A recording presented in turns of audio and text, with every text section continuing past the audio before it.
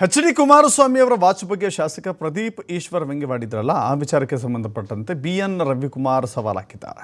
2028ರಲ್ಲಿ ಪ್ರದೀಪ್ ಈಶ್ವರ್ ಗೆದ್ದರೆ ಅವರ ಮನೆ ಕಾಯ್ತೇನೆ, ನಾನು ಅವರ ಮನೆಯಿಂದ ವಾಚ್ಮ್ಯಾನ್ ಕೆಲಸ ಮಾಡ್ತೇನೆ, ಅವರ ಮನೆ ಮುಂದೆ ವಾಚ್ಮ್ಯಾನ್ ಕೆಲಸ ಮಾಡ್ತೇನೆ. ಸೋತ್ರೆ ಕುಮಾರಣ್ಣನ ಮನೆ ಮುಂದೆ ಕಸ ಗುಡಿಸಬೇಕು.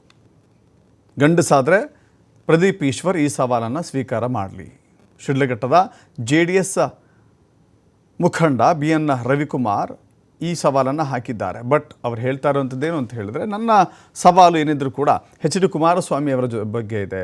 ಬಿ.ಎನ್. ರವಿಕುಮಾರ್ ಬಂದು ಮಾತನಾಡ್ತಿರೋದು ಯಾಕೆ ಅಂತೇಳಿ ಪ್ರದೀಪ್ ಈಶ್ವರ್ ಕೂಡ ಹೇಳಿದ್ದಾರೆ.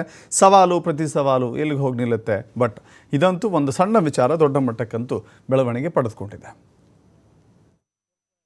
ಸವಾಲು ನಾನು ಸ್ವೀಕಾರ ಮಾಡಿಲ್ಲ. ನಮ್ಮ ಬಗ್ಗೆ ಮಾತಾಡಲಿ, ನಾವು ತಲೆ ಕೆಡಿಸ್ಕೊಳ್ಳಲ್ಲ.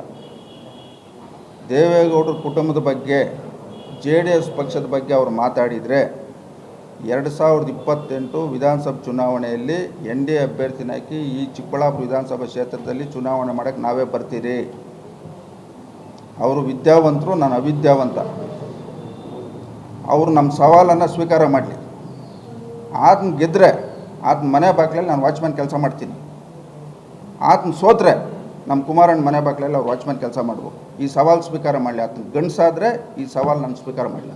ನಮ್ಮ ಬಗ್ಗೆ ಮಾತಾಡಲಿ, ನಾವು ತಲೆ ಕೆಡಿಸ್ಕೊಳ್ಳಲ್ಲ.